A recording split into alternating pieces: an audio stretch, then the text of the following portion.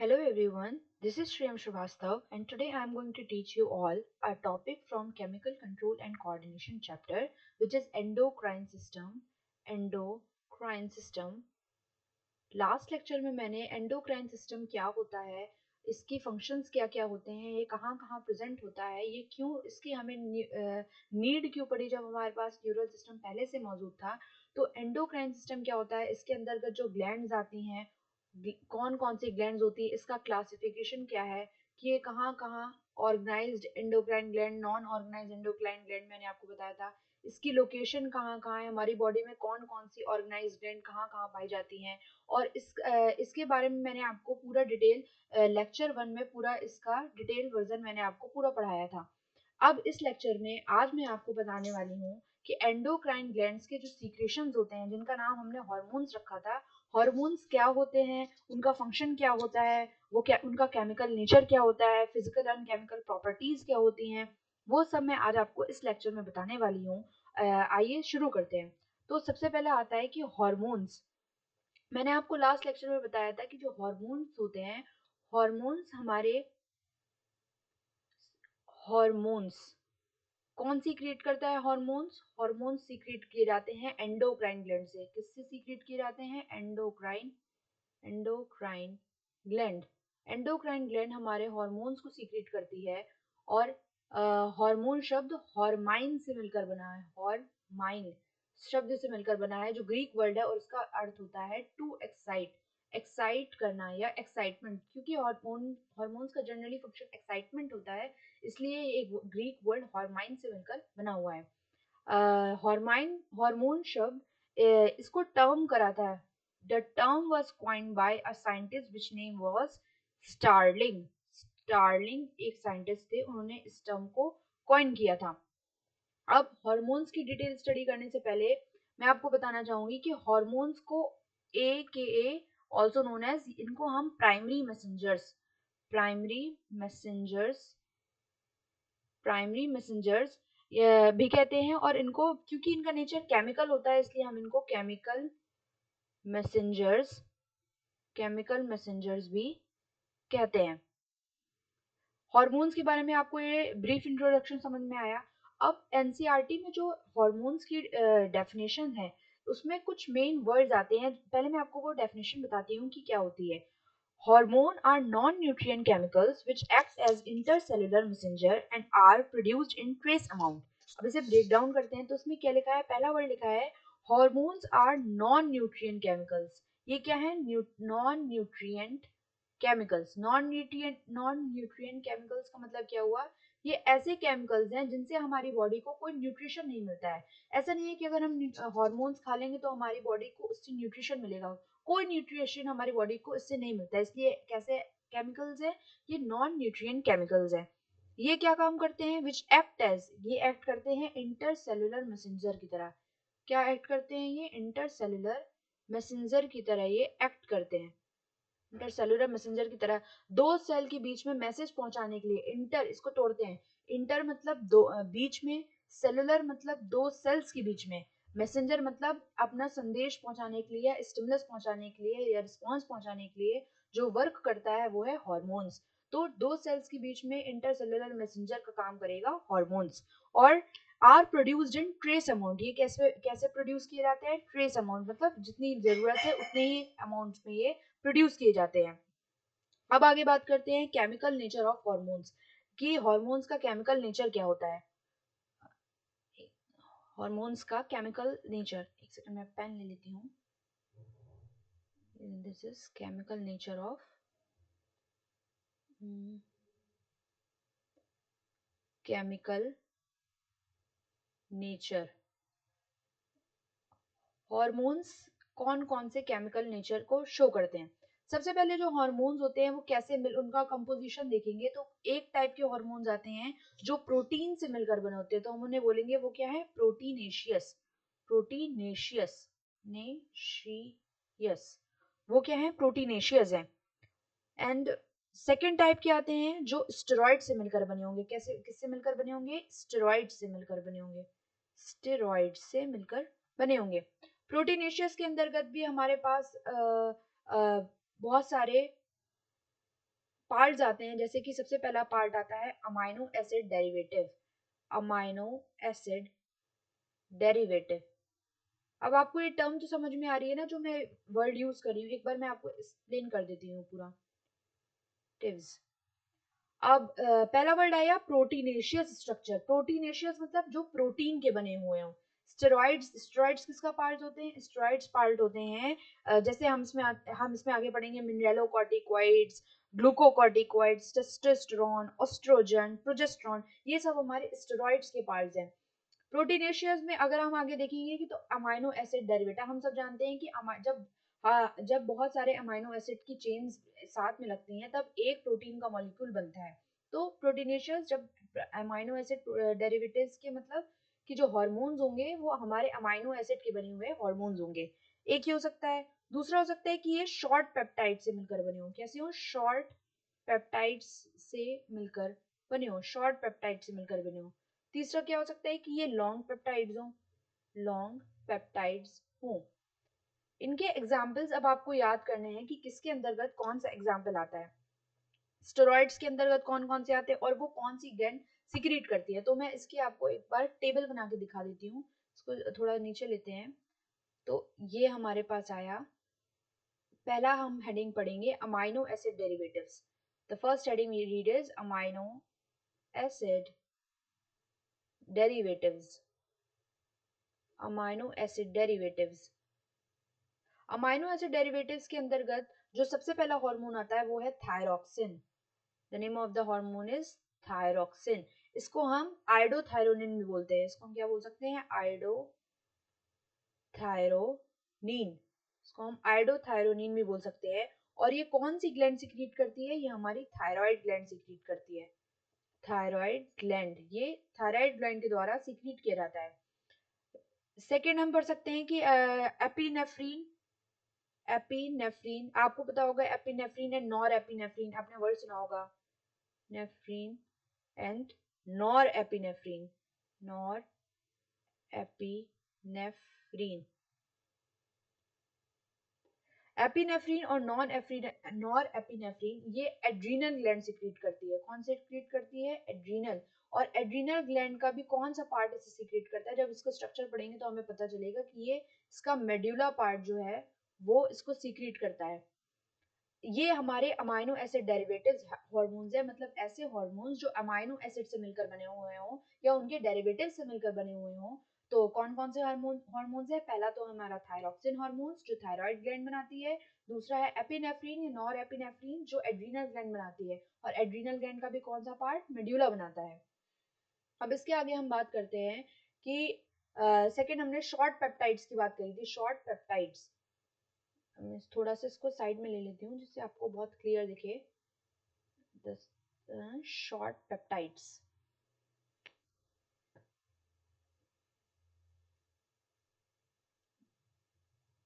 Short peptides. Short peptides क्या हुए? कौन कौन से हमारे शॉर्ट पेप्टाइड्स के अंदर आते हैं? एक होता है वेजोप्रेसिन। ये आप आगे चल के मेरे से पढ़ेंगे जब मैं इसके स्ट्रक्चर्स पढ़ाऊंगी कि कौन कौन से होते हैं। अभी आप बस नाम जान लीजिए और इसके थोड़ा सा आपको ब्रीफ इंट्रो मिल जाए, ताकि आगे जब मैं वर्ड ये यूज करूँ तो आपको थोड़ा ध्यान आए कि कौन सी ग्लैंड इसको सिक्रीट करती है। तो वेजोप्रेसिन और ऑक्सीटोसिन ये जो ग्लैंड सिक्रीट करती है उसका नाम है हाइपोथैलेमस। मैंने आपको बताया था कि जब मैंने एंडोक्राइन सिस्टम में लोकेशन बताई थी कि एंडोक्राइन ग्लैंड्स कहाँ कहाँ पाई जाती है, तब मैंने आपको बताया था कि हमारे ब्रेन में तीन पार्ट्स होते हैं। हमारे ब्रेन्स के तीन पार्ट होते हैं। एक होता है फोर ब्रेन, एक होता है मिड ब्रेन और एक होता है हाइंड ब्रेन। तो जो फोर ब्रेन होता है इसके तीन पार्ट्स होते हैं। एक होता है सेरिब्रम, दूसरा होता है डायनसिफ्लॉन, तीसरा होता है ऑल्फैक्टरी लोब। तो जो हमारा डायनसिफ्लॉन होता है, डायनसिफ्लॉन के भी तीन पार्ट्स आते हैं। पहला होता है एपिथैलेमस, दूसरा होता है थैलेमस और तीसरा होता है हाइपोथैलेमस। तो ये वही हाइपोथैलेमस स्ट्रक्चर है जो आपने neural control and coordination chapter में पढ़ा होगा, जब आपने ह्यूमन ब्रेन का स्ट्रक्चर पढ़ा होगा। या नहीं पढ़ा होगा तो मैं आगे इसके बारे में डिस्कस करके आपको बताऊंगी। तो अभी आप इतना याद रखिए कि जो वेजोप्रेसिन और ऑक्सीटोसिन ये दो हार्मोन्स हैं, इसको सीक्रेट करती है हाइपोथैलेमस ग्लैंड। और इसका स्ट्रक्चर क्या होता है? ये शॉर्ट पेप्टाइडल स्ट्रक्चर होता है। दूसरा आता है MSH, MSH मेलानोसाइट, मेलानोसाइट के उसमें melanocyte secreting hormone. Melanocyte secreting hormone कौन सिक्रीट करता है? एडिनोहाइपोफाइसिस, एडिनोहाइपोफाइसिस, एडिनोहाइपोफाइसिस। एडिनोहाइपोफाइसिस किसका पार्ट है? पिट्यूटरी ग्लैंड का पार्ट है, पिट्यूटरी ग्लैंड का पार्ट है, जिसको हम मास्टर ग्लैंड भी बोलते हैं। और इसके स्ट्रक्चर मैं आपको इसके जस्ट अगले लेक्चर में बताऊंगी कि पिट्यूटरी ग्लैंड के कितने पार्ट्स होते हैं और उसमें एडिनोहाइपोफाइसिस या न्यूरोहाइपोफाइसिस क्या होता है, कितने लोब्स होते हैं, उनके बीच में कौन कौन से वेन पास करती है, हाइपोथैलेमिक पोर्टल वेन, और इसमें कौन कौन से हाइपोथैलेमस में सेल्स पाए जाते हैं, जैसे न्यूरोसिक्रेटरी सेल्स, आपने एक वर्ड सुना होगा। अब इसके आगे मैं बात करती हूँ, हमने थर्ड बात किया था लॉन्ग पेप्टाइड्स। प्रोटीनेशियस के स्ट्रक्चर में सबसे पहला आया अमाइनो एसिड डेरिवेटिव, सेकंड आया short peptides, and third one is going to be amino third one is going to be long peptides. तो आपको पता होना चाहिए लॉन्ग पेप्टाइड्स के अंतर्गत कौन कौन से हॉर्मोन्स हैं। पेप्टाइड्स, लॉन्ग पेप्टाइड्स के अंतर्गत जो हॉर्मोन्स है जिसका एग्जाम्पल हमको पढ़ना है, सबसे पहला एग्जाम्पल है parathyroid hormone. Parathyroid hormone, parathyroid hormone कौन सी क्रिएट करता है? जनरली सी बात है, आप जैसे इस नेम से ही पता कर पाएंगे कि पैराथायरॉयड हार्मोन पैराथायरॉयड ग्लैंड से क्रिएट करती है, तो हम इसमें लिख सकते हैं पैराथायरॉयड ग्लैंड, पी से आप याद रखिए parathyroid gland. Second one is insulin hormone. Insulin आपने बहुत नाम सुना होगा, जब हम डायबिटीज की बात करते हैं तो हम कहते हैं कि इंसुलिन की कमी से डायबिटीज होता है, तो ये इसके बारे में भी आपको पूरा डिटेल में बताऊंगी आगे। फिलहाल आप जानिए कि इंसुलिन हार्मोन कौन सीक्रेट करती है? पेनक्रियाज। किससे सीक्रेट होता है? पेनक्रियाज से सीक्रेट होता है। Third one is thyrocalcitonin, thyrocalcitonin. Thyrocalcitonin कौन सीक्रेट करती है? थायराइड ग्लैंड सीक्रेट करती है, थायराइड ग्लैंड सीक्रेट करती है। और एक इसमें एग्जांपल और आता है ACTH, adenocorticotropin releasing hormone, adenocorticotropin releasing hormone. ये एडिनोहाइपोफाइसिस, जो पिट्यूटरी ग्लैंड का पार्ट है, एडिनोहाइपोफाइसिस जो पिट्यूटरी ग्लैंड का पार्ट है वो सीक्रेट करती है। तो लॉन्ग पेप्टाइड्स में कौन कौन से आए? लॉन्ग पेप्टाइड्स में आया parathyroid hormone, insulin, thyrocalcitonin and ACTH, जिसको कौन कौन सीक्रेट करता है? पैराथायरॉयड हार्मोन को पैराथायरॉयड ग्लैंड सीक्रेट करती है, इंसुलिन हार्मोन को पेनक्रियास सीक्रेट करता है, थायरोकैल्सिटोनिन हार्मोन को थायराइड ग्लैंड सीक्रेट करती है, और ACTH या एडिनोकॉर्टिकोट्रोपिन हार्मोन को एडिनोहाइपोफाइसिस सीक्रेट करती है। अब इसमें एक और अगर आप कंबाइन कर दीजिए, ग्लाइकोप्रोटीन, मतलब जब प्रोटीन के साथ ग्लूकोज या ग्लाइकोजन या कार्ब्स की स्ट्रक्चर मिल जाए तो वो है ग्लाइकोप्रोटीन। और उसके अंतर्गत जो बहुत ही इंपॉर्टेंट एग्जांपल है वो है TSH and FSH and LH, जिसमें आपने FSH और LH के बारे में बहुत सुना होगा। इसको बोलते हैं follicle stimulating hormone, follicle stimulating, follicle stimulating hormone. LH का है ल्यूटिनाइजिंग हार्मोन, ल्यूटिनाइजिंग हार्मोन। अब TSH कौन सी ग्लैंड हमारी सीक्रेट करती है? TSH, और TSH ले लीजिए या FSH ले लीजिए या LH ले लीजिए, ये तीनों की तीनों एक ही ग्लैंड से सीक्रेट किए जाते हैं जिसका नाम है एडिनोहाइपोफाइसिस, एडिनोहाइपोफाइसिस। ये पिट्यूटरी ग्लैंड का, मैं बार बार आपको बता रही हूँ कि ये पिट्यूटरी ग्लैंड का स्ट्रक्चर है। जब हम पिट्यूटरी ग्लैंड के बारे में पढ़ेंगे तब मैं आपको बताऊंगी कि एडिनोहाइपोफाइसिस क्या होता है और एक वर्ड आता है न्यूरोहाइपोफाइसिस क्या होता है, इन दोनों के बारे में क्या डिफरेंसेस होते हैं, ये सब मैं आपको अगले लेक्चर्स में बताऊंगी। फिलहाल आप ये याद करिए कि ग्लाइकोप्रोटीन के अंतर्गत जो तीन हार्मोन आते हैं, पहला है TSH हार्मोन, दूसरा है FSH जिसे हम बोलेंगे फॉलिकल स्टिमुलेटिंग हार्मोन, थर्ड है LH के ल्यूटिनाइजिंग हार्मोन। ये हॉर्मोन्स हमारे मेंस्ट्रुअल साइकिल में बहुत हेल्प करते हैं। जब आप क्लास 11 में सेक्सुअल रिप्रोडक्शन पढ़ेंगे तो उसमें आता है मेंस्ट्रुअल साइकिल, तो उस मेंस्ट्रुअल साइकिल में ये हॉर्मोन्स बहुत हेल्प करते हैं, कि इन्हीं की वजह से, इन्हीं के एक्शंस में हमें बहुत सारा उसमें इफेक्ट देखने को मिलता है। Last one is steroids, steroidal hormones या स्टेरॉइड्स, स्टेरॉइड्स ऐसे हॉर्मोन्स जो स्टेरॉइड से मिलकर बने हुए हैं। सबसे पहला आता है, जैसे अब इसके एक रूट वर्ड आएगा कॉर्टिकॉइड्स या कॉइड्स, जहां पे वर्ड आएगा उससे आप पहचान सकते हैं कि उसका उसमें स्टेरॉइड्स की बात चल रही है। जैसे first is mineralocorticoid, mineralocorticoid, mineralocorticoid, the glucocorticoid, glucocorticoid, mineralocorticoid, glucocorticoid, testosterone, स्टेरॉन, testosterone, estrogen and progesterone, progesterone. अब कौन सी ग्लैंड किसको सीक्रेट करती है? जो मिनरेलोकॉर्टिकॉइड है एंड ग्लूकोकॉर्टिकॉइड, ये सीक्रेट किए जाते हैं एड्रीनल कॉर्टेक्स से। एड्रीनल कॉर्टेक्स, इससे पहले एड्रीनल मेडुला सीक्रेट कर रही थी, लेकिन जो स्टेरॉयडल हार्मोन्स है जिसमें मिनरेलोकॉर्टिकॉइड और ग्लूकोकॉर्टिकॉइड आया, वो एड्रीनल कॉर्टेक्स सीक्रेट करती है। टेस्टोस्टेरोन आपने सुना होगा, टेस्टिस जो मेल्स का गोनेड में आता है, मेल का रिप्रोडक्टिव पार्ट है, उस वो सीक्रेट करती है। एस्ट्रोजन ओवरी सीक्रेट करती है जो फीमेल का रिप्रोडक्टिव पार्ट है, एंड प्रोजेस्टेरॉन भी ओवरी के द्वारा ही सीक्रेट किया जाता है। तो ये मेन हार्मोन्स थे और उनका केमिकल नेचर था कि कौन से हार्मोन्स किस नेचर के होते हैं और उसके मेन मेन कौन से ग्लैंड से वो सीक्रेट किए जाते हैं। अब हम आगे बढ़ते हैं physical and chemical properties, specialities of hormones की, उसकी फिजिकल एंड केमिकल स्पेशलिटी क्या होती है, केमिकल स्पेशलिटी क्या होती है।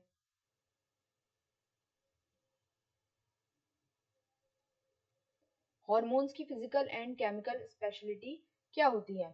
तो molecules of most of the hormones are small and their molecular weight is low. उनका क्या होता है, मोस्ट ऑफ द हार्मोन्स के जो मॉलिक्यूल्स होते हैं वो बहुत ही स्मॉल होते हैं, छोटे छोटे मॉलिक्यूल से मिलकर हमारा हार्मोन बना होता है, और उसका वेट क्या होता है, the weight is very low, बहुत लो वेटेड होते हैं, क्योंकि अगर बहुत ज्यादा वेट के होंगे तो फिर मैसेंजर कैसे बनेंगे। Mostly hormones are soluble in water and few are soluble in fat and easily diffusible in tissues। तो हमारे हॉर्मोन्स होते हैं ये दो टाइप के हमें देखने को मिलेंगे, जो हॉर्मोन्स हमारी बॉडी में हैं वो दो टाइप के देखने को मिलेंगे, एक होंगे वाटर सॉल्यूबल, एक होंगे फैट सॉल्यूबल, एक होंगे फैट सॉल्यूबल। तो हमारी बॉडी में जो मोस्टली हॉर्मोन्स होते हैं वो वाटर सॉल्यूबल होते हैं, लेकिन कुछ ऐसे भी होते हैं जो फैट में जाके सॉल्यूबल हो जाते हैं।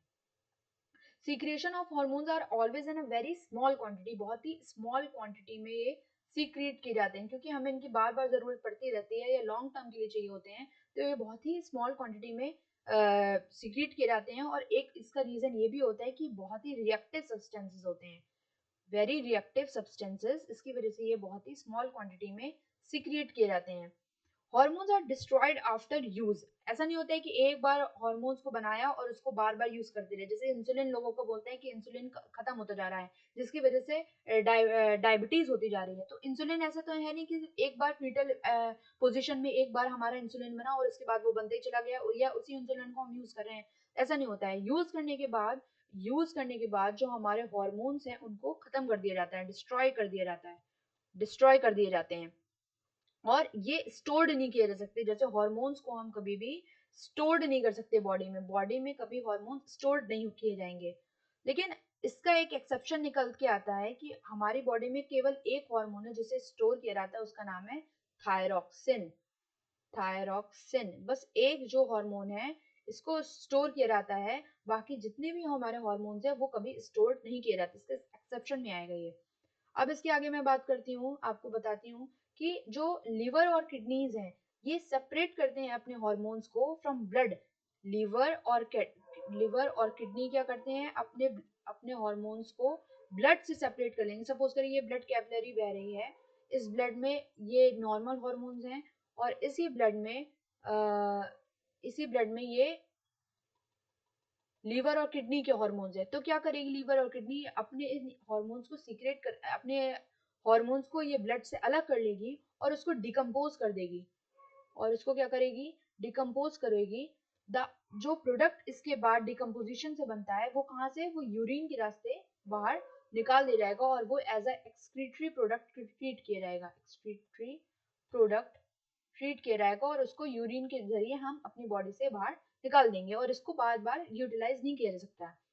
हॉर्मोन्स का एक बहुत ही इंपॉर्टेंट वर्जन आपको पढ़ने को मिलेगा कि हॉर्मोन्स आर नॉन एंटाइजेनिक, कि हम हॉर्मोन्स को, हॉर्मोन्स क्या हैं, हॉर्मोन्स आर नॉन एंटाइजेनिक। एंड एक वर्ड और आएगा, हॉर्मोन्स आर नॉन स्पेसिफिक, मतलब किसी एक सब्सटेंसेस, किसी अगर जैसे हमारे ब्रेन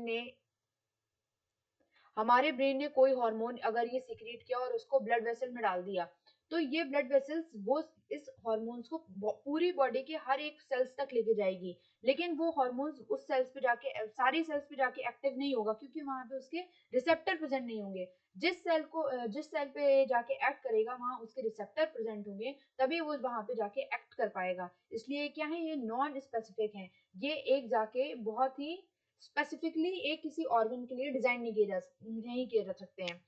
यूजुअली क्या होता है कि हार्मोन्स मेटाबॉलिक एक्टिविटीज में पार्टिसिपेट नहीं करते हैं, टारगेट सेल्स की जो मेटाबॉलिक एक्टिविटीज हैं उसमें पार्टिसिपेट नहीं करते हैं, लेकिन वो उसकी कंट्रोल करते हैं, एक्टिविटी को जरूर कंट्रोल करते हैं, उसके मेटाबॉलिज्म में नहीं घुसेंगे, लेकिन उसकी एक्टिविटी को जरूर कंट्रोल करेंगे, उसको रेगुलेट करने का काम जरूर कर सकते हैं हॉर्मोन्स।